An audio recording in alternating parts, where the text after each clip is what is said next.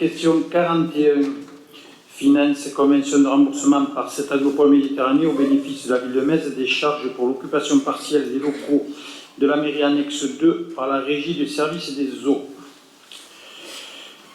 Donc, je rappelle que je ne vais pas tout mettre les articles, afin de garantir la continuité et le bon fonctionnement du service de la régie des eaux placé sous la responsabilité de cet Agropole Méditerranée, installé dans les locaux de la mairie annexe 2, il convient que l'Agropole rembourse à la commune de Metz les charges d'occupation d'une partie de ces locaux.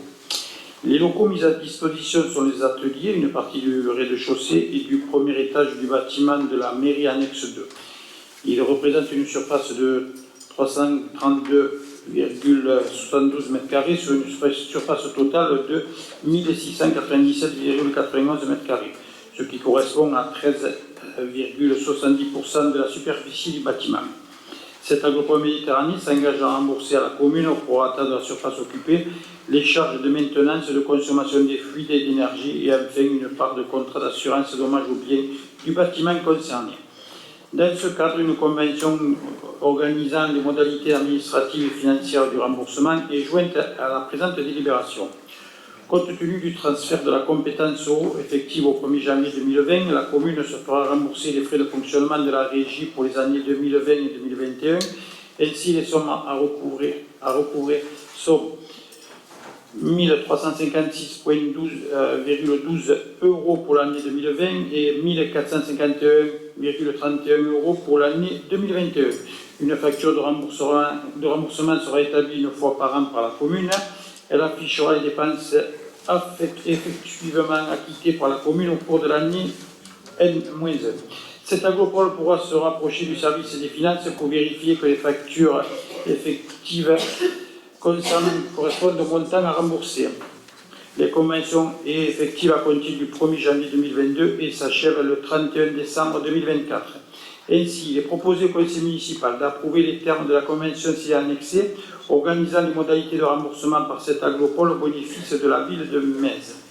Des charges pour l'occupation partielle des locaux de la mairie annexe 2 par la régie du service des eaux.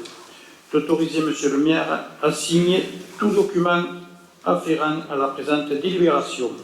Y a-t-il des questions? Je passe au... Peut-être une observation, cette question, ça faisait partie des conventions que l'on réclamait à l'ancienne municipalité depuis 1 an et demi et qui enfin voit le jour.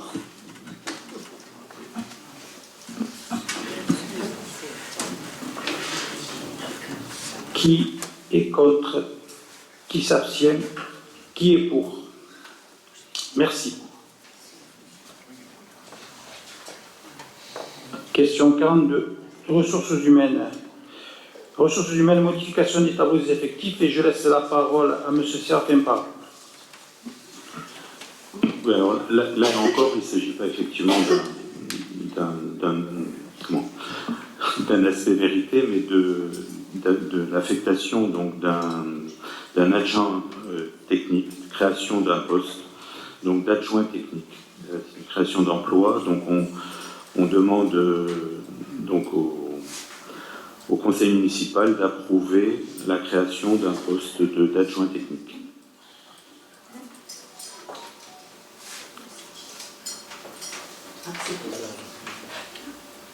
C'est sur l'espace vert. Y a-t-il des questions, des observations? Qui est contre? Qui s'abstient? Qui est pour? Merci.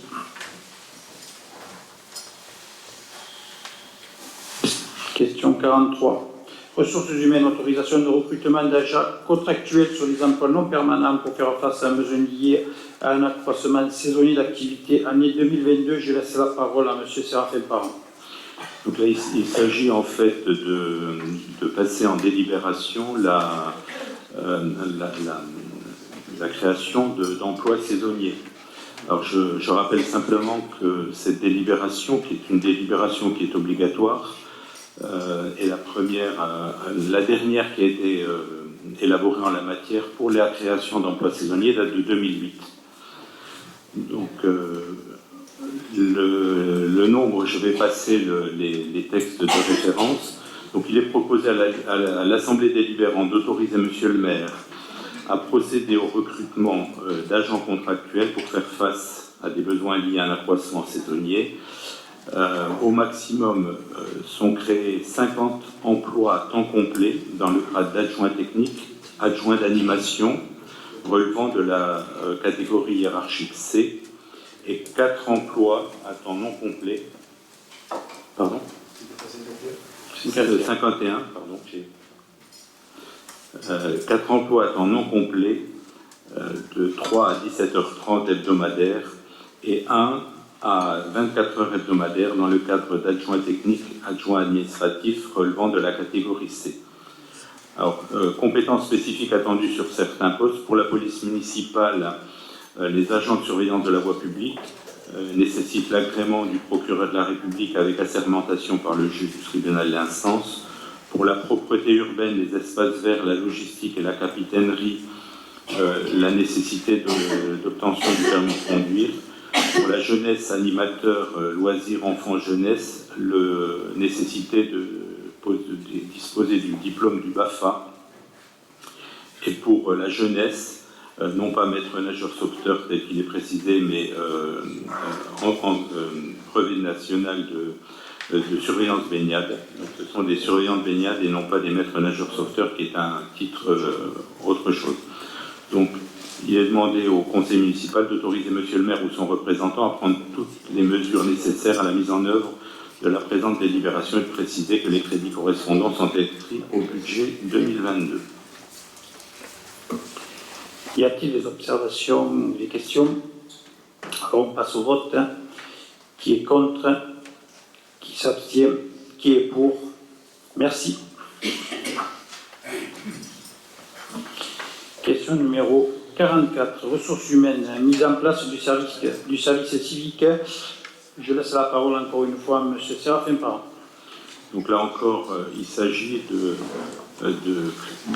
pouvoir disposer au niveau de la collectivité de 2 services civiques. Je rappelle que le service civique s'adresse aux jeunes gens âgés de 16 à 25 ans et jusqu'à 30 ans pour les jeunes en situation de handicap. Sans condition de diplôme particulière, seule la motivation compte. Donc, il s'agit d'un engagement volontaire de 6 à 12 mois au service de l'intérêt général pour accomplir une mission d'intérêt général. En l'occurrence, il s'agira d'aider à faire de l'animation culturelle, donc, et d'une durée hebdomadaire qui est fixée entre 24 et 35 heures. Donc ce dispositif s'inscrit dans le cadre du service national et non pas dans le cadre du Code du travail. Donc un agrément est délivré pour 3 ans au vu de la nature des missions proposées. Donc il est demandé au conseil municipal de mettre en place le dispositif du service civique au sein de la collectivité à compter de la présente délibération. D'autoriser monsieur le maire ou son représentant à demander l'agrément nécessaire auprès de la direction départementale interministérielle chargée de la cohésion sociale.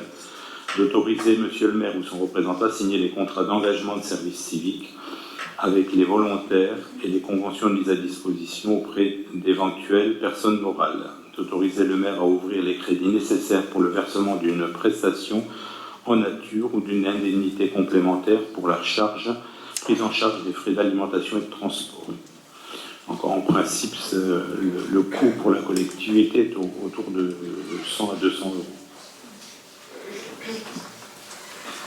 Des questions, des observations? Je passe au vote. Qui est contre? Qui s'abstient? Qui est pour? Je vous remercie.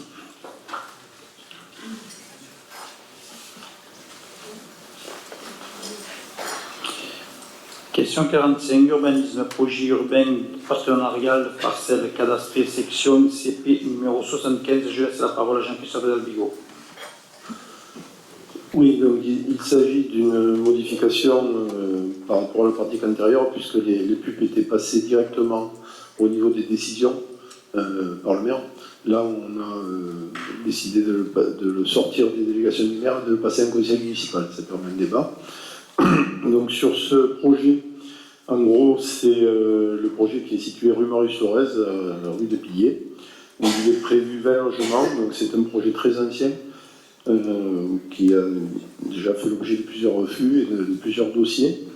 Le PLU actuel le permet, Honnêtement, je le regrette, mais bon, c'est la loi, donc on ne peut pas refuser un permis qui est déposé dans les normes du PLU.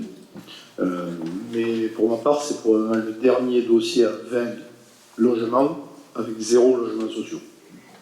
Donc on va vous proposer bientôt de modifier les règlements du PLU pour avoir sur ce type de projet un quota obligatoire de logements sociaux. Ça s'appelle une servitude de mixité, c'est en place dans beaucoup d'endroits. Et aujourd'hui, à Metz, elle est basée à 25. C'est-à-dire qu'en dessous de 25, on est exonéré de faire des logements sociaux. Donc, bon, c'est pas pour ça qu'on ne peut pas faire ce qu'on veut. Donc, le dossier est légal, il va sortir. Mais je pense que pour ma part, c'est le dernier qui sortira comme ça. Donc, pour qu'il sorte, il y a des finances publiques qui sont engagées, puisqu'il faut aller chercher des branchements électriques au niveau du poste de police. Et ça veut dire qu'il faut ouvrir la rue, la refaire. Il y a des branchements qui vont coûter des sous, et donc, dans ce cadre-là, il y a des possibilités de financement. Soit c'est la taxe d'aménagement qui est perçue, soit on exonère des taxes d'aménagement et on crée un projet urbain partenarial dans les conditions du code de l'urbanisme. C'est ce qu'on propose ce soir. C'est-à-dire que le dossier ne doit pas avoir d'impact sur les finances communales en négatif, bien entendu. Donc vous avez la convention de pub qui est derrière, qui décrit les montants qui vont être engagés et pourquoi on demande à l'opération de verser 102 000 € à la ville de Metz. Voilà. Donc ça avait été fait pour le moulin, notamment les pubs. Donc là, c'est un dossier où on a bien vérifié qu'il n'y ait pas de parking souterrain, parce qu'on connaît tous la sensibilité à cet endroit-là. Il y aura quand même des fondations assez profondes, il faut le savoir. Mais au moins, il n'y aura pas de parking souterrain, on n'aura pas les problèmes qu'il y a à l'Austria en ce moment. Voilà. Donc on vous propose d'approuver ce projet urbain partenarial, sachant que le permis ne sera accordé que si le vote du Conseil est positif, bien sûr. Voilà. Est-ce que vous avez des questions? Des questions? Monsieur Bocas. Juste une remarque. Je vais user de mon privilège de l'opposition pour voter contre cette délibération. Voilà. Et pas uniquement pour des raisons de logements sociaux, d'autres raisons de bétonisation, comme on a pu en parler à plusieurs reprises. Effectivement, il faudra changer les règles du PLU.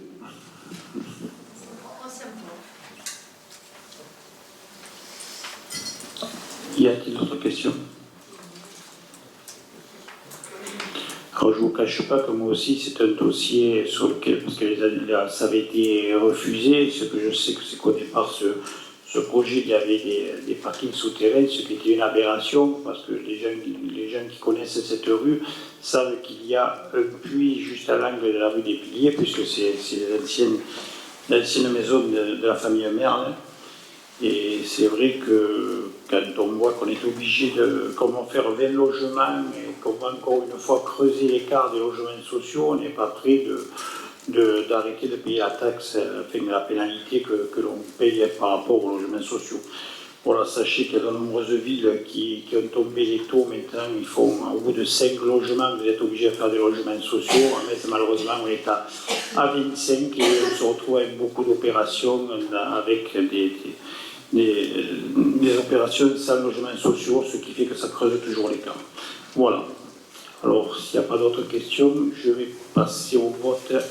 Qui est contre? Oh, mais là, vous me faites... Alors...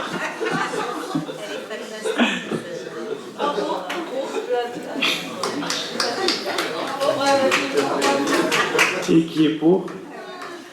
Alors, ça me fait quand même rire, parce que... Alors, franchement... Si vous aviez été en place, on aurait eu des parkings souterrains, vous avez fait l'Austréal dans l'eau, et maintenant vous êtes en train...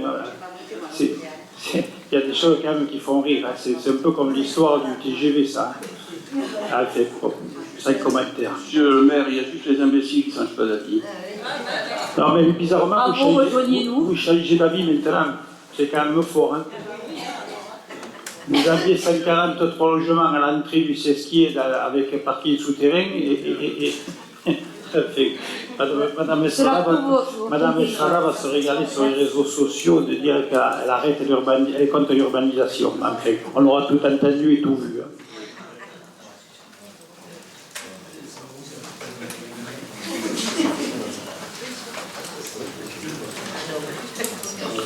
Question numéro 46, foncier, intégration dans le domaine public des parcelles cadastrées section CW numéro 44 et 47 consistant en l'impasse des Clos des Grillons. Je laisse la parole à M. Dalvigo.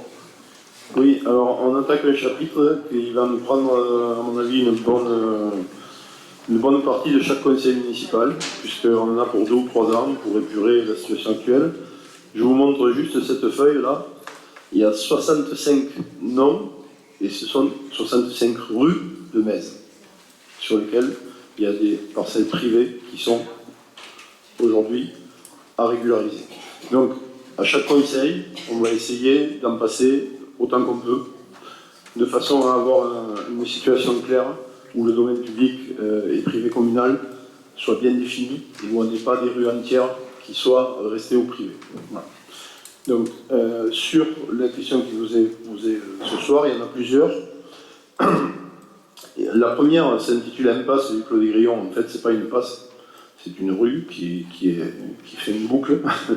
Je dis ça pourquoi? Parce que les impasses n'ont pas vocation à être intégrées au domaine public. Donc, vous en verrez pas beaucoup. Là, si vous savez à peu près où c'est, vous avez les parkings derrière l'immeuble austral d'ailleurs, et ça fait une boucle. Ce qu'on vous propose, les 3 dossiers, là, ça fait une boucle, ça revient au côté rue des Jardins. Voilà. Donc vous avez les plans, je crois, s'ils ont été transmis, vous avez les plans derrière. Donc le principe, c'est que les parcelles, donc, lors des négociations de permis, soit sont cédées, soit sont à vocation à être intégrées au domaine public. Quand l'opération est terminée, on s'assure que les réseaux soient correctement fait. Donc ça aujourd'hui c'est plus la ville qui le fait, c'est cette agglomération qui vérifie l'état du pluvial, l'état de l'assainissement et l'état de l'eau potable. Et si tout est correct, eh c'est intégré au domaine public s'il y a un intérêt. Donc ça relève du conseil municipal de dire s'il y a un intérêt à être intégré ou pas. Voilà, donc moi j'évalue ça franchement à chaque conseil municipal pendant 3 ans, on va être obligé d'en faire en zone urbaine. En zone rurale, c'est pareil. On est en train de faire un diagnostic. Donc il y a des chemins ruraux qui ont exactement le même problème, c'est-à-dire qu'ils sont chez les particuliers, le chemin rural n'existe plus, on passe chez les gens, etc. Il y a les amotous qui sont comme ça aussi, etc. Donc il faut s'attendre à chaque conseil à régulariser quelques dossiers. Dans celui-ci, il y a quand même on est en attente de certains avis de cette agglomération. Donc on délibère pour intégrer. Le maire ne signera que si les avis sont favorables, définitifs. Voilà. Donc pour le premier dossier, c'est les parcelles CW 244 et 247. Donc impasse Clos des Grillons. Vous avez le plan. Quand on regarde ce plan, vous avez les parcelles 413 et 423 qui sont dans le dossier d'après. Et on voit que ça fait une boucle. C'est pas une impasse, ça fait une boucle et ça revient par la rue Berthe Morisot. Voilà.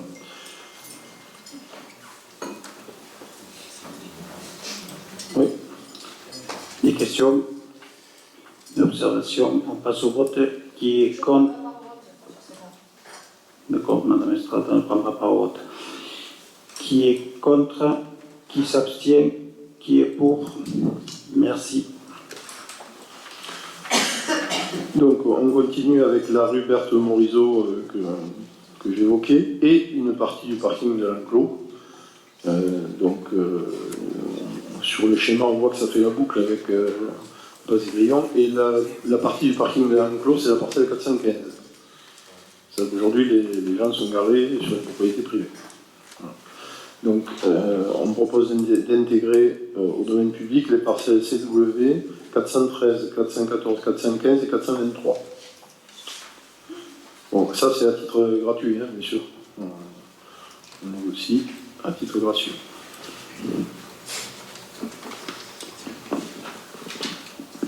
Oui, juste quand même une observation, c'est que quand même Madame Forestier, qui était propriétaire du parking, avait écrit à l'ancienne municipalité au 27 mai 2020, et bien sûr rien n'avait été fait, et la force est venue nous voir en nous disant que si ça continuait, elle allait encaisser les parkings de l'enclos, puisqu'il lui appartenait. Voilà, donc je pense que c'était tout à fait logique de passer cette délibération et de régulariser ces situations qui sont nombreuses. Alors, y a-t-il des questions, des observations? Je passe au vote. Qui est contre? Qui s'abstient?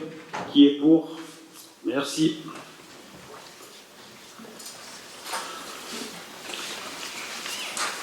Question numéro 48. Intégration dans le domaine public des parcelles cadastrées section CX 313, 314, 315, 316, partie du lotissement La Font-Chandelière. Et je laisse la parole à Jean-Christophe Dazy. Donc là, il s'agit d'une opération de lotissement terminée depuis longtemps. Donc il y a plusieurs parcelles que vous avez eues, j'espère. Moi je suis en noir et blanc, donc j'espère que vous avez eu de la couleur, vous, de votre côté. Moi. Il y a plusieurs parcelles. Il n'y a pas toutes les parcelles, parce qu'il y a un problème le long de la route départementale de dénivelé et de fossé, et donc de murs de soutien. Donc certaines parcelles ne sont pas intégrées. Par contre, tout ce qui est voirie sans aucun problème, espace vert, on propose de le récupérer à la demande des riverains, bien sûr.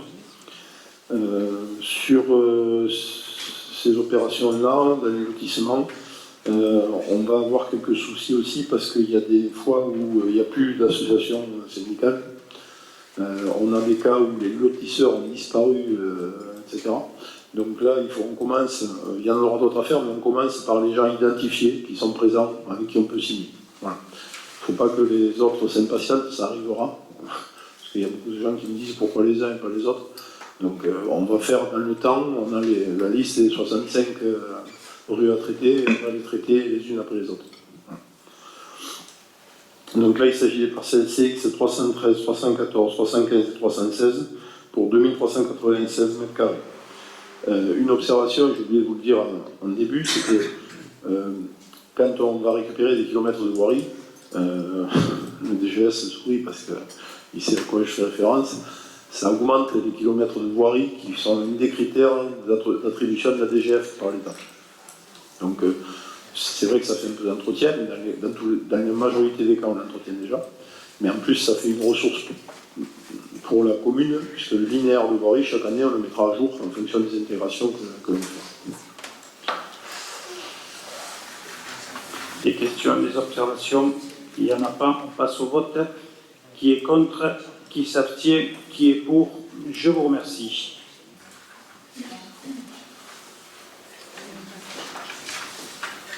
Question 49, foncier, intégration dans le domaine public des parcelles cadastrées, section CV 218 et 219, propriété de consortium Veille. Je laisse la parole à Jean-Christophe Davigo. Donc là, on est sur une parcelle qui est un morceau de rue. Le rond-point que vous voyez, c'est le rond-point de la route de Villeverac, le rond-point de l'Olivier. Donc on voit bien que la parcelle n'a rien à faire là, au niveau de la rue. Et là, il n'y a pas d'enjeu, par contre, de réseau ou quoi que ce soit, parce qu'il n'y a rien dessus. Donc, il faut régulariser ça. On vous propose de le faire, parce qu'en plus, il y a des problèmes d'héritage en ce moment, etc. Donc, il faut aller assez vite sur cette parcelle. Ça représente 464 mètres carrés, avec une toute petite parcelle de 22 mètres carrés. En fait, c'est un poste de transformateur, un poste EDF. Donc il faut intégrer les deux, la 218 et la 219.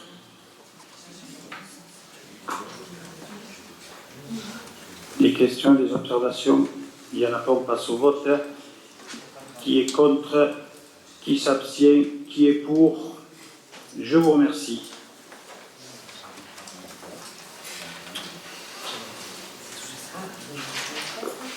Question numéro 50, affaires foncières. Convention cadre de partenariat avec la SAFER Occitanie, et je laisse à nouveau la parole à Jean-Christophe Dalvigo. Voilà, donc on avait passé avec la SAFER une convention sur les biens locaux 100 mètres au dernier conseil. En fait, c'était issu de la convention cadre qu'on vous propose aujourd'hui, qui offre plusieurs outils à développer, à prendre. Donc ce qu'on propose, c'est de signer la convention cadre. Alors on vous l'a envoyé en blanc, à remplir, il y a marqué mairie de Metz là où il y a des croix. On a exclu l'article 11 parce que l'article 11 c'est la possibilité de faire des travaux agricoles. On n'est pas concerné par ça, quoi. On ne va pas faire du remembrement, déclencher des choses en agriculture. Donc, c'est pour ça qu'on a exclu l'article 11. Ensuite, si la maire veut faire usage de chapitres particuliers de cette convention, il en parlera au Conseil. Donc là, on l'avait déjà fait pour ce qui était les biens à 100 mètres, mais si on déclenche d'autres outils, il y aura un retour vers le Conseil. Par contre, en signant la convention cadre, ça nous permet de bien travailler avec la SAFER et de déclencher très vite des opérations si on a à les déclencher. Aujourd'hui, ça fonctionne pas mal, puisque en matière d'information sur les ventes de terrain, il y a vraiment une relation entre le département de l'Hérault, qui a la DIA au titre des périmètres sensibles, la SAFER, le conservatoire littoral, et nous. Donc sur les mutations de terrain, en dehors de la zone urbaine où on a le droit de permission urbaine, aujourd'hui on a la possibilité d'intervenir grâce à ce type de convention, et aussi avec la délibération qu'on avait passée la dernière fois, en classant toute la commune en périmètre sensible au titre du département.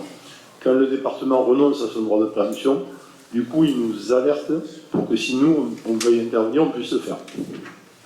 Donc on a un outil qui cadre le fait que sur le foncier, on va pouvoir essayer d'intervenir pour arrêter tout ce qui s'est fait dans le passé, avec des mutations sur des prix agricoles.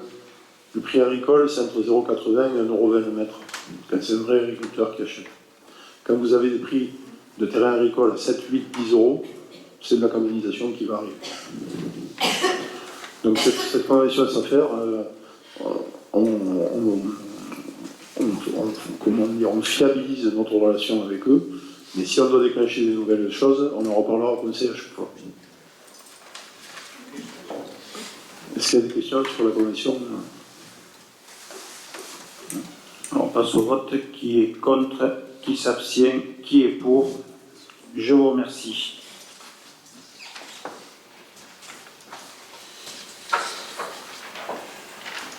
Question numéro 51, foncier pleine du Cesqui, acquisition de la parcelle DZ numéro 164. Je laisse la parole à Jean-Christophe Vigo. Oui, je parlais d'acquisition. Donc là, on est sur un exemple type de terrain qui est en zone naturelle, en fait, donc où on ne peut rien faire, et où il y a eu des propositions d'acquisition. On ne voit pas bien pourquoi faire, puisqu'on ne peut rien faire. Donc on a négocié avec les vendeurs, qui ont été d'accord. Ils avaient une offre supérieure, hein, bien sûr, mais ils ont été d'accord, sans en venir à la préemption, au droit de préemption, pour négocier à l'amiable avec nous une acquisition à 0,80€ le mètre carré. 0,80€ le mètre carré à l'amiable, c'est très bien, ça établit des références foncières. Si le juge doit se prononcer à l'avenir, il aura des références à ce niveau-là, dans ce secteur-là. Et ça, c'est très bien. Donc, on vous propose de faire cette acquisition. C'est de la zone naturelle, donc c'est pas pour aménager, c'est pour protéger. Des questions, des observations? Il n'y en a pas. On passe au vote. Qui est contre? Qui s'abstient? Qui est pour? Je vous remercie.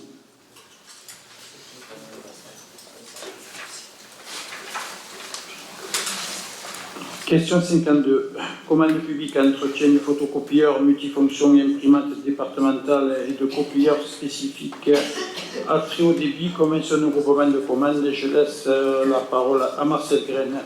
Merci, monsieur le maire. Bon, il faut simplement rappeler que la présente convention qui vous est proposée a pour objet la constitution d'un groupement de commandes publiques. Alors, entre les membres suivants qui sont listés, c'est-à-dire l'ensemble des communes de l'agglomération, plus le syndicat mixte du bassin de Thau, plus le CCAS de la ville de Sète, plus le CCAS de la ville de Metz, plus l'Office de tourisme intercommunal, et également le CCAS de Frontignan et le port de Frontignan, tout ça avec 7 agricoles Méditerranée. La consultation a été engagée. Les membres, à partir du moment où celle-ci, je dirais, a été lancée, les membres du groupement n'ont plus la possibilité de se retirer du groupement de commandes. Ça, c'est la particularité. L'objectif de ce groupement de commandes, c'est couvrir un besoin précis, donc de lancer une seule consultation ayant pour objet la location et l'entretien de photocopieurs multifonctions et imprimantes départementales et de copieurs spécifiques à très haut débit. Bon, je passe sur les obligations. Je rappellerai simplement que cette Aglopole Méditerranée assurera les fonctions de coordinateur du groupement et procédera en concertation avec l'ensemble des membres à l'organisation de la totalité des opérations de sélection des titulaires. Pour le présent accord cadre, passé selon une procédure formalisée dont la valeur estimée hors taxe est égale ou supérieure au seuil européen, la commission d'appel d'offres compétente pour l'attribution des marchés sera celle du coordonnateur.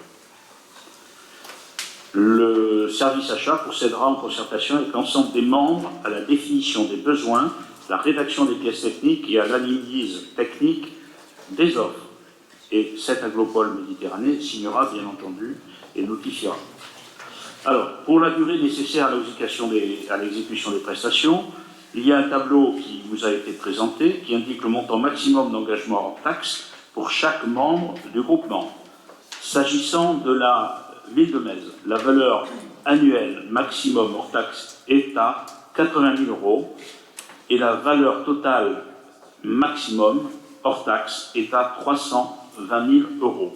Dans le cadre du lot numéro 1, copieur professionnel noir et blanc et couleur, imprimante départementale à haut débit. Nous ne sommes pas partie prenante des copieurs spécifiques à très haut débit. Compte tenu de ces éléments, il est donc proposé au Conseil municipal, vu le Code général des collectivités territoriales et notamment son article L 5216-5, vu les articles L 2113-6 à L 2113-8 du Code de la commande publique relatif au groupement de commande, et bien d'approuver les termes de la convention constitutive du groupement de commande publique entre les membres susmentionnés pour la consultation, groupement pour la location et l'entretien des photocopieurs multifonctions et imprimantes départementales et de copieurs spécifiques à très haut débit. Autoriser Monsieur le maire ou son représentant à signer la dite convention et tout document inhérent à l'application de la présente délibération, et autoriser le président de cette Aglopole Méditerranée ou son représentant à signer les marchés ou tout document s'y rapportant dans la stricte limite du montant maximal ci-dessus renseigné pour la ville de Metz, les crédits étant disponibles au budget général. Y a-t-il des questions? On passe au vote. Qui est contre? Qui s'abstient? Qui est pour? Merci.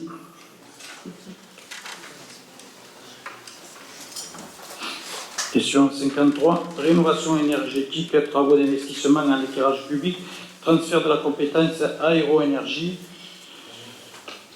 Donc, conformément à l'article, bon, je ne vais pas dire la délibération complète, sinon il y en a quand même pour un moment. Alors, ces travaux, oui, si tu veux, vas-y, Audrey, je te laisse la parole. Alors, bonsoir. Donc, concernant cette convention, qu'est-ce qui change aujourd'hui? Déjà, elle a été mise en place alors qu'elle ne l'était pas.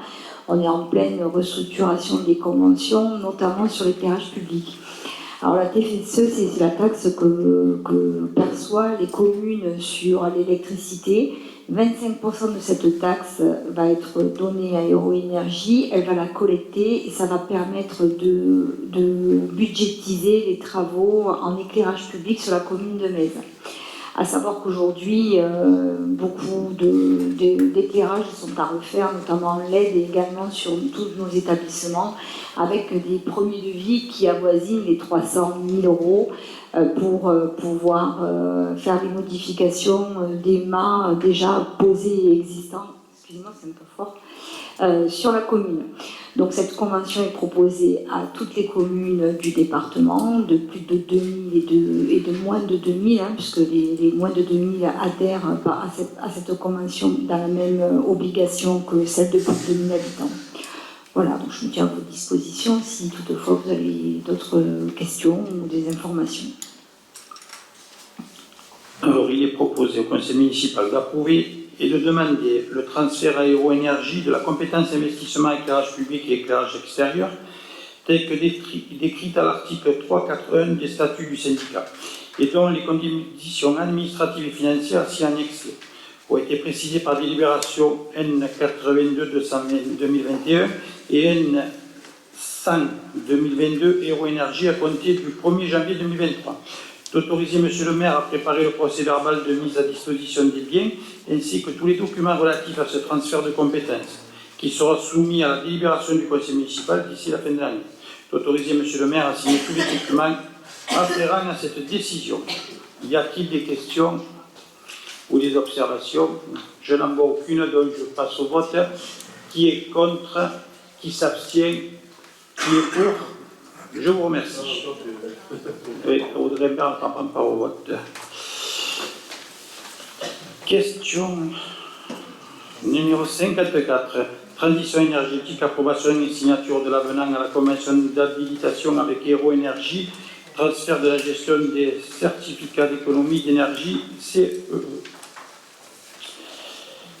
Alors, considérant la volonté de la commune de maintenir son engagement dans une politique globale de maîtrise de l'énergie dans ses bâtiments et installations techniques, notamment l'éclairage public, considérant l'intérêt pour la collectivité de se faire accompagner afin d'obtenir la meilleure valorisation des certificats d'économie d'énergie, vu le projet avenant à la convention d'habilitation établie par Héro Énergie, il est proposé au conseil municipal d'approuver l'avenant de la convention d'habilitation joint en annexe entre Héro Énergie et la ville de Metz dans le cadre du dispositif des certificats d'économie énergie CEE pour la période 2022-2025. D'autoriser M. le maire ou son représentant à signer l'avenant à la convention d'habilitation avec Héro Énergie et tout document afférent à cette décision.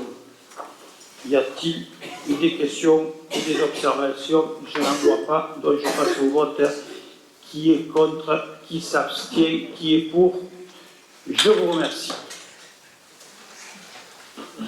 Est-ce que je peux intervenir 2 secondes? C'est moi. Oui, Madame Gélibert. Alors, il semblerait que dans mon intervention, j'ai oublié un mot et pas le moindre. Donc, je me suis bien adressée à vous en ma qualité de vice-président du CCAS, Monsieur le maire étant le président du CCAS. Voilà, excusez-moi. Merci. Oui, j'avais remarqué que tu voulais me prendre à la place.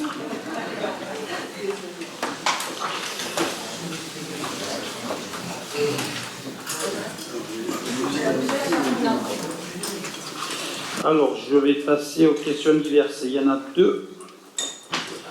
Alors, une, c'est le règlement des halles que vous avez devant vous,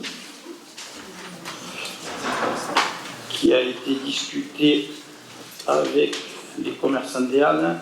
Donc, y a-t-il des questions ou des observations sur ce règlement? Monsieur Focas. Oui, donc il y a eu un peu. Je l'ai eu aujourd'hui, c'est ça, on l'a eu aujourd'hui ou hier? Oui. D'accord, donc ça sera l'objet d'un arrêté si j'ai bien compris. Hein? Donc vous n'allez pas le soumettre au vote. Donc j'ai quelques remarques. Des remarques tant de pratiques que de doutes sur la légalité de certains articles. Mais bon. Article 4, horaire d'ouverture. Je pense qu'il serait bien de rajouter, vous avez pensé au fait, mais les lundis fermés, je pense qu'il faudrait rajouter les lundis fériés puissent être ouverts. On a des supermarchés qui ouvrent les lundis fériés, on a souvent le lundi de Pâques ou des lundis qui tombent au moment des fêtes de Noël. Ça peut être intéressant et je suis sûr qu'il y a beaucoup de vendeurs, de commerçants qui voudront ouvrir ces lundis-là. Voilà, donc ça c'est une proposition, vous faites ce que vous voulez. Et je pense que vous y auriez pensé, je pense que c'est plus un oubli de votre part qu'autre chose. Article 6. Vous parlez de société à caractère commercial. Attention, il faut, à mon sens, juridiquement, il faut préciser ce qu'est une société à caractère commercial, parce que légalement, le degré de liaison entre les membres, c'est ça qu'il faut préciser à mon avis, parce qu'après c'est sujet à interprétation. Comprenez? Donc vous avez un risque juridique là-dessus à mon sens. Et le 6.2, on a deux phrases contradictoires à la fin. Les deux dernières phrases, il ne peut être attribué qu'un seul emplacement par entreprise. Et plus loin, et juste après d'ailleurs, lorsqu'un emplacement fait l'objet d'une vacance, quelle qu'en soit la cause, la mairie le fait savoir à l'ensemble des étaliers. Si par définition ils ne peuvent pas avoir deux. Ah, pour déménager. Pour déménager, d'accord. Bon. Oui, vous avez un autre article plus loin, donc qui stipule que lorsqu'un étal est vacant ou est libre, il y a une liste d'attente, mais d'abord on le soumet aux plus anciens, si toutefois ils souhaitent, c'est comme pour le marché, s'ils souhaitent changer d'étal. Donc c'est stipulé plus loin. Je reviens juste sur le lundi férié, c'est vrai qu'on ne l'a pas évoqué en réunion avec les commerçants, ça n'a pas été une demande de leur part. En tout cas, ils ont juste demandé les lundis d'été. Ça a été déjà assez difficile pour leur faire ouvrir 4 jours par semaine, pour certains. Ah, pour certains, oui. Voilà, oui. Et donc voilà, Ouais, je reviens juste là-dessus. Moi, je vous propose de le rajouter parce qu'à mon avis, On peut tout à fait le rajouter sans problème. il s'agit d'un oubli, à mon avis. On peut tout à fait le rajouter. Bon, après, j'avais relevé le 9.1. Je ne veux pas vous embêter trop longtemps non plus. Tout le monde va rentrer à la maison.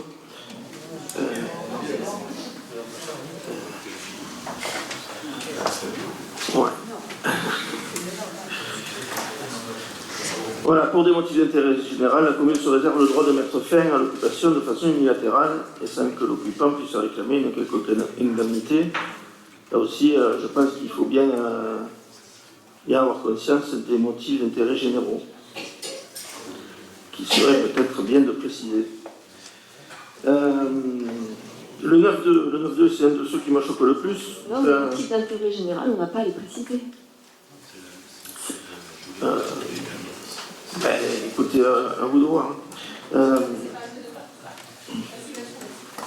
Monsieur Focas, Oui. en la matière, c'est la juridiction, s'il y a contentieux, qui détermine la notion d'intérêt général. C'est la jurisprudence qui le détermine. Ah ben voilà, vous portez de l'eau au moulin. Ça veut dire qu'il y a une incertitude, puisque c'est Plus on est tribunal précis. qui le décide. Donc plus on est précis, mieux c'est. Non, et justement, en matière juridique, plus on est précis et plus ça peut être soumis à contentieux. Si vous êtes précis dans la convention, que vous soumettez des motifs, de toute façon, c'est déjà plus clair et plus pédagogique pour les personnes à qui vous adressez, ça c'est la première chose, qui ont moins de flou juridique pour elles. Après, il y aura toujours, c'est sûr, ça limite à mon avis les motifs de contentieux, mais bon, si on n'est pas d'accord, c'est pas grave. Le 9 de dernier alinéa, l'ensemble des associés s'engagent à soumettre à l'approbation de la ville toute section de part de la CRR. On est encore dans un pays libre, et il me semble que c'est un peu abusif de demander à se soumettre à l'approbation de la ville pour céder les parts de sa société, de sa SARL. Que la ville soit informée de la cession des parts, d'accord, mais l'approbation de la ville pour la cession des parts d'une SARL, vous m'avez peut-être mis le doute sur le 9.1, sur le 9.2, vous ne me mettez pas le doute.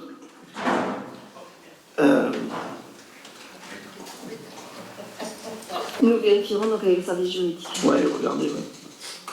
Après, je ne suis pas, moi, je n'ai pas la prétention de vous dire. Moi non plus, que je n'ai j'ai pas la de formation juridique. Il y en a autour de la table qui en ont, donc j'en fais confiance. Il y a des services aussi municipaux, et bon, donc voilà. Moi, je n'ai une formation juridique. On s'est appuyé là-dessus. Donc on vérifiera auprès des services juridiques sur cette question. Ensuite, une petite question sur le 17.2, où vous me dites que les chambres froides verticales ne sont plus autorisées. Qu'est-ce que vous appelez les chambres froides verticales? Donc, Ce qui a été autorisé par le passé. Donc, Ça ne sera plus autorisé à l'avenir. Ceux qui sont en place, ils l'ont déjà. On ne va pas leur retirer. On n'est pas là pour embêter les gens. Ça a été accordé, ça a été accordé. Voilà, à l'avenir, ça ne sera plus. Ça a été vu avec eux, ça aussi. Voilà. C'était la question que je me posais, évidemment. Voilà, puis ensuite, bon, je vois que la commission est assez sollicitée dans cette affaire, c'est bien. Petite question, article 24, le maire ou son représentant détermine la sévérité de la sanction en fonction de la gravité du manquement constaté. Tant qu'à faire, autant que ce soit la commission, puisque juste après, toute mesure d'exclusion fait l'objet d'une information préalable adressée à la commission des Halles, hors mesure d'exclusion à titre conservatoire, prise au vu de la gravité des faits avérés et circonstanciés. C'était pour que la commission... La commission, comme celle de la commission paritaire des marchés, est une commission pour avis. Hein, c'est toujours à décision du maire. Elle sera consultée, bien sûr, mais c'est toujours à décision du maire. Donc c'est pour ça que cette tournée, la formule est ainsi. Il y a une question, il y a quand même un vote dans cette commission. Il y a un vote. Et si le maire ne veut pas en tenir... voilà, ce ne sera pas le cas. Hein. On essaye toujours de trouver des consensus et de... Oui, parce que vous me faites peur en disant ça. Si vous me dites qu'on crée une commission, mais c'est... Et on revient à ce qu'on disait tout à l'heure. C'est parce que je suis en train de dire. C'est absolument pas ce que je suis en train de dire. Voilà, c'est juste que je vous détermine au niveau de l'écriture du texte pourquoi c'est écrit ainsi. Voilà. C'est-à-dire que même là aujourd'hui, on vous le présente en conseil municipal, mais si le maire avait voulu faire un arrêté avec ce règlement, il pouvait très bien le faire. Voilà. C'est une question aussi, voilà, on est sur le débat, donc vous avez entièrement le droit de l'exprimer et de dire ce que vous avez à dire. On en tient compte sur certaines remarques. Voilà. Voilà. Et après, donc ceci étant dit, on a été destinataire d'un courrier, vous êtes au courant, vous l'avez eu. Moi, je n'ai pas de jugement à apporter parce que je ne sais pas ce qui s'est passé avant, ce qui s'est passé pendant, ce qui s'est passé après. Maintenant, j'aimerais savoir quand même, si cette personne, donc, premièrement, est en règle, si cette personne, si ça vaut le coup de l'empêcher de vendre de la bière, je ne suis pas sûr, si on fait la dégustation.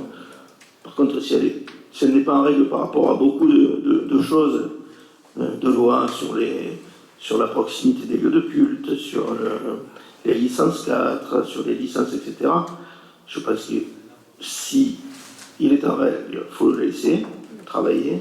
S'il n'est pas en règle, eh bien, il faut effectivement appliquer la loi. Alors, si je peux répondre, absolument pas. On n'est pas là pour faire un règlement pour une personne. Le règlement, il est pour l'ensemble des commerçants des Halles. Actuellement, nous avons demandé, la commission de sécurité est passée suite au problème que vous connaissez, les problèmes techniques sur les Halles. On nous a demandé de libérer toutes les allées. C'est aussi noté dans le règlement du conseil municipal, les allées doivent être libérées. Le problème sur l'autorisation d'un bar, puisque c'est sur ce problème-là en particulier, le courrier vous venez de nous faire, dont vous venez de nous faire la remarque, nous ne souhaitons pas de bar à l'intérieur des halles. Pourquoi? Parce que les halles actuelles de Maine ne sont pas configurées pour pouvoir accepter un bar, des gens qui stagnent dans les allées, qui du coup dérangent les voisins, parce que attention, il n'y a pas qu'une personne, qu'un commerçant dans les halles, hein, nous en avons plusieurs, voilà, ils n'ont pas non plus à avoir de dérangement par rapport à ça. Il y a des horaires aussi d'ouverture, de fermeture des halles, etc. Donc jusque-là, quand même, je tenais à préciser que le règlement des halles interdit la vente d'alcool, le règlement de 1987. Donc c'est celui qui s'applique aujourd'hui. C'est-à-dire que cette personne, aujourd'hui, normalement, n'a pas autorisation à vendre les halles. Même si l'ancien maire lui avait accordé, par l'intermédiaire de la préfecture, une licence 4 sur la commune. D'accord ? Nous souhaitons, avec l'ensemble des élus, nous en avons discuté, nous souhaitons, puisque c'est de la vente et de la dégustation de coquillages, son cabis est ainsi, vente et dégustation de coquillages, que cette dégustation de coquillages s'accompagne de vin. Donc je pense qu'on fait une avancée par rapport au règlement actuel qui interdit toute consommation et vente d'alcool dans les halles. Voilà. Donc on autorise du vin dans le cadre d'une dégustation. Ça va très bien pour ce commerçant, et ça peut aller aussi pour d'autres commerçants, s'ils ont envie de vendre du vin, en ayant bien sûr la licence correspondante, hein, en étant en règle, pour vendre tout autre produit de dégustation. Voilà. On aurait des halles comme à Narbonne, comme à Sète, où il y a beaucoup plus d'espace et où c'est beaucoup plus fluide, où on peut installer des tables au milieu, etc. C'est possible, voilà. Est-ce que j'ai répondu à votre question? Maintenant, vous n'avez pas d'avis, on est là pour entendre votre avis quand même. Hein. Mais Il ne suffit pas de se retrancher de dire que je n'ai pas d'avis. Si je suis là, c'est pour poser des questions.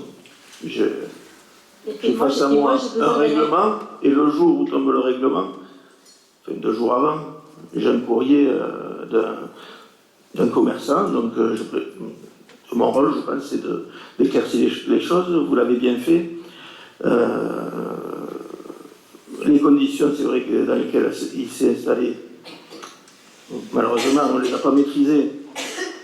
Moi, je suis incapable, je n'ai pas son cabis sous les yeux, donc je suis incapable, je ne porterai pas de jugement là-dessus. Par contre, encore une fois, il y a cette histoire de lui dire, bon, tu peux vendre du vin, mais tu ne peux pas vendre de la bière, sachant que l'alcool est interdit dans les halles. Vous comprenez que ce raisonnement, il est un peu bancal. C'est peut-être pour le sauver, c'est peut-être, j'en sais rien, ou pour pas faire trop d'ennuis, mais à l'arrivée, le raisonnement est un peu bancal, et vaut mieux être franc, comme vous me l'avez dit. Moi, je suis, voilà, la nouvelle municipalité, on ne souhaite pas qu'il y ait de nuisances de par la vente d'alcool dans les halles, etc. Et on prend les décisions pour que ça se passe comme ça. Mais l'entre-deux risque, à l'arrivée, je pense, d'être préjudiciable à tout le monde, et risque, oui, encore une fois, un problème juridique pour la commune. Le problème juridique qu'il y a, il ne date pas d'aujourd'hui. Hein. Le problème juridique date de l'ancienne municipalité qui a accordé à cette personne de vendre de l'alcool et d'exploiter une licence 4 dans un local municipal, sur le domaine public, où c'était complètement interdit. Voilà. Ce monsieur, en plus, était ancien conseiller municipal. Et ça lui a été accordé une fois qu'il a été conseiller municipal. Parce qu'avant, il était en dégustation de coquillages avec vente de vin. Voilà. Donc ça, on l'avait dénoncé quand nous étions dans la majorité. Bon, après, je vous passe les documents que nous avons trouvés dans les services où il y a eu, après, des faux, etc., hein, de l'ancien maire. Voilà. Je pense que c'est intéressant d'aller au fond des choses. Il y a tellement de choses qui se disent dans Metz par rapport à cet établissement, et peut-être d'autres aussi. J'ai pas de souci par rapport à ça. Les documents dont je parle sont à disposition. Voilà, au moins les choses sont claires. Vous les communiquer voilà. Si vous le souhaitez. C'est très bien comme ça. Je voulais juste rajouter, pour avoir participé à la commission avec les commerçants, on a bien précisé que là on fait un règlement, c'est pas pour demain, c'est pour quelques années, et voire pour les prochaines halles aussi. Et ce qu'on a réfléchi, c'est que la dégustation de produits locaux, pas forcément des huîtres et des moules, des produits locaux, avec de la dégustation de vins locaux, c'est ça l'objectif. Qu'il y ait des charcuteries, il y a des gens qui vendent des choses dans les halles, qui puissent faire déguster ça avec du vin local, c'est ça l'objectif poursuivi. La création et l'autorisation de bière est possible du point de vue de la licence, mais ça change la nature des choses, c'est-à-dire qu'on devient un bar. Et ça, c'est compliqué. Dans les halles actuelles, c'est très compliqué. Voilà. Donc après, on peut très bien avoir des systèmes de dérogation, des choses comme ça, mais le fait d'avoir connu ce qui s'est passé réellement, il ne faut pas se masquer les yeux. Ce qui s'est passé réellement, c'est pas souhaitable en fait. Parce que ça devient un bar dans les halles qui ne sont pas adaptés pour ça. Ça devient parfois une gêne sur la voie publique. Donc c'est en dehors des problèmes de personnes. C'est quelles pratiques on va avoir dans les halles et quel règlement on met pour que la dégustation des produits locaux assortis de vins locaux soit une bonne chose. Voilà. C'est ça l'idée de parler de vin. C'est pas autre chose. Je pense que c'est compréhensible par tout le monde. Après, c'est vrai qu'il y a une situation individuelle, mais cette situation individuelle de ce commerçant, elle n'est pas de notre fait. Du tout. Et en termes de responsabilité, en termes de, comment dire, de pratiques commerciales aussi, et de risques, ben, il faut s'adresser aux personnes qui ont créé cette situation. C'est tout, nous on travaille pour l'avenir.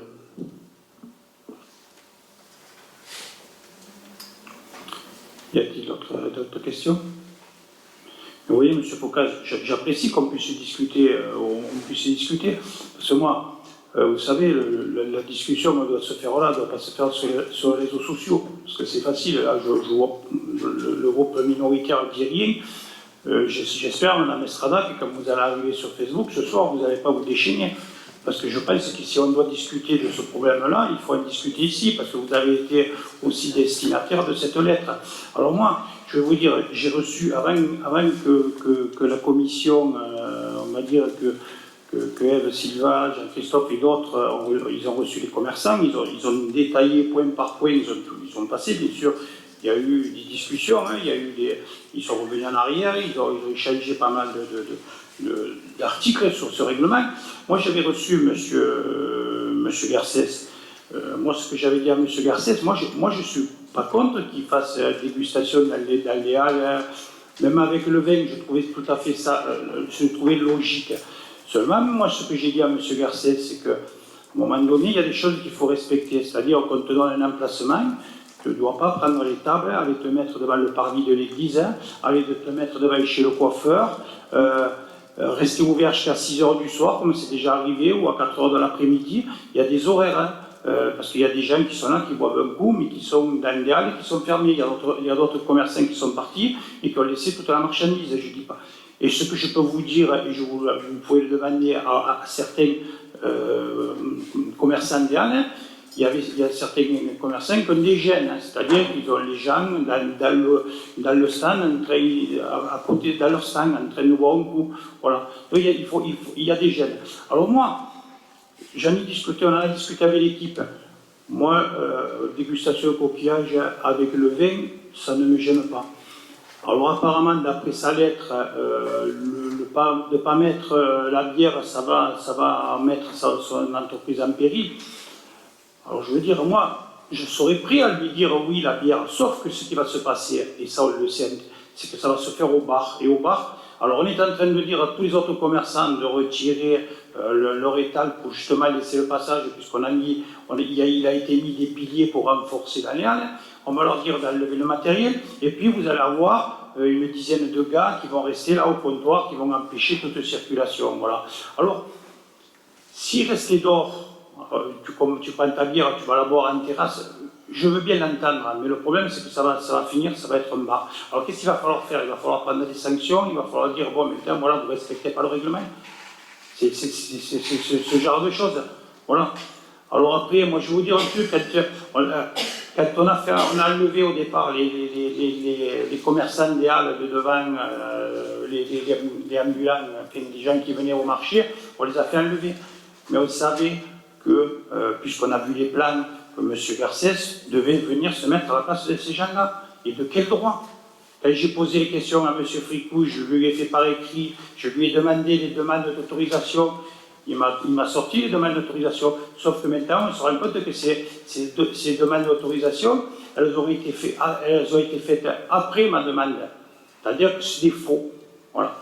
Donc, à un moment donné, il faut arrêter de raconter, de se faire passer, de se victimiser. Hein. Je pense que les règles sont faites pour tout le monde. Hein.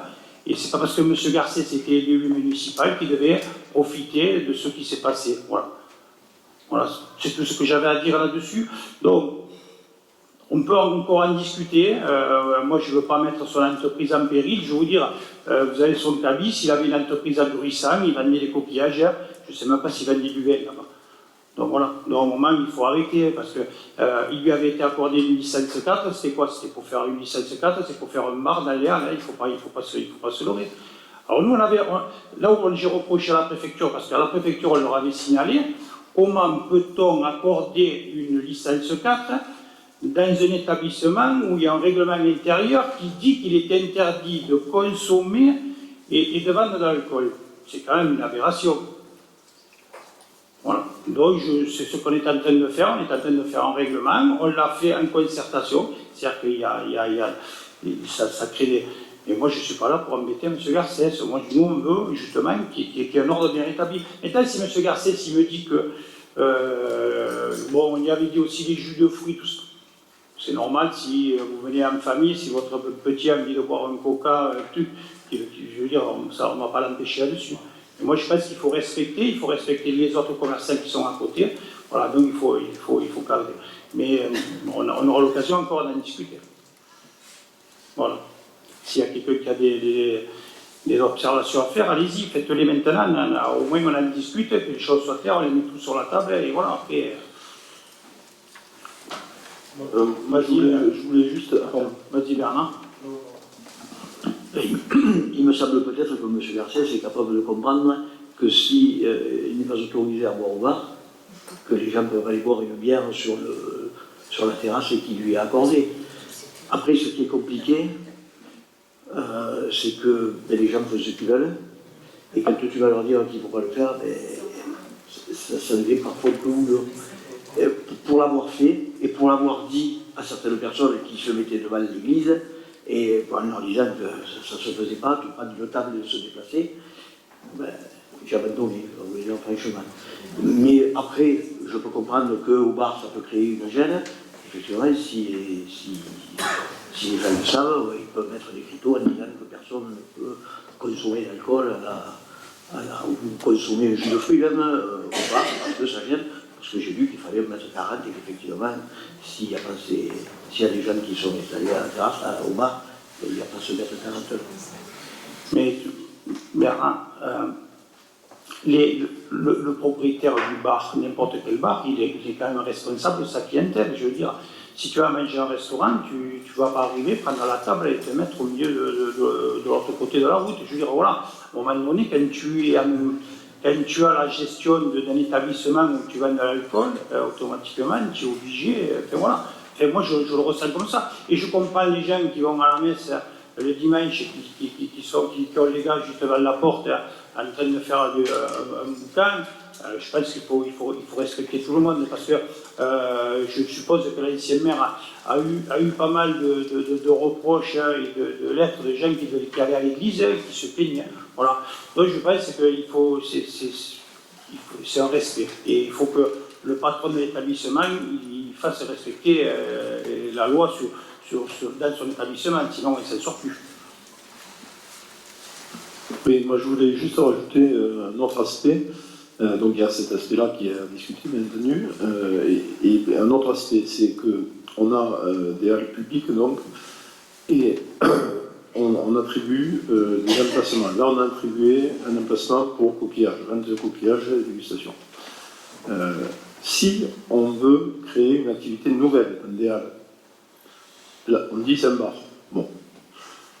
Là, on a le droit de le faire si la conformité des lieux est adaptée, etc. Mais à ce moment-là, en tant qu'activité nouvelle, on la met aux enchères, cette activité nouvelle. Vous comprenez ce que je veux dire? C'est-à-dire qu'on a un vendeur de légumes, un vendeur de charcuterie, des poulets, des choses comme ça. On crée une activité tout à fait nouvelle et on met en concurrence les gens pour exercer cette activité nouvelle. Là, on a fait le contraire. On a mis quelqu'un et après, il y a une espèce de fonds de commerce qui se crée. Et ça, c'est pas normal. Donc, s'il y a une activité nouvelle à créer dans le futur hall qu'on fera, pourquoi pas? Si on détermine que c'est bien d'avoir un bar pour une animation, etc. Mais à ce moment-là, on part à zéro, on met tout le monde à égalité, et on dit, il y a une activité nouvelle, on crée une procédure, et puis les gens sont candidats pour ces activités nouvelles. Donc ça, c'est quelque chose qui a manqué aussi. Donc c'est cet aspect-là, pour l'avenir, qu'il faudra aussi avoir en tête. Je pense que c'est important.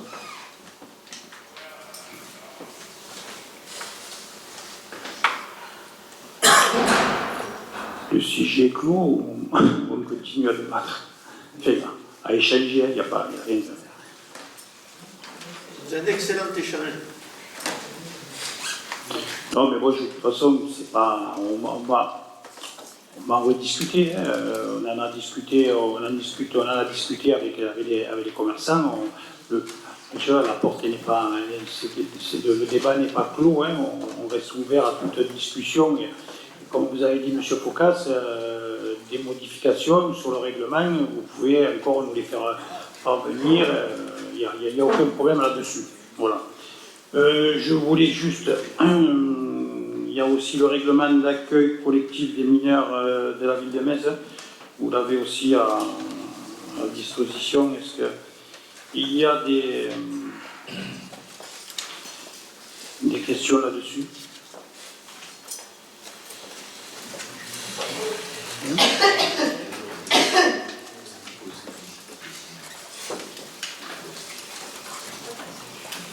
Il n'y a pas de questions? Je vois que tout le monde en a marre. Hein. Bon, écoutez, je vous souhaite un bon retour chez vous et vous pouvez noter le prochain conseil municipal aura lieu le 8 juin 2022. Voilà, vous pouvez noter.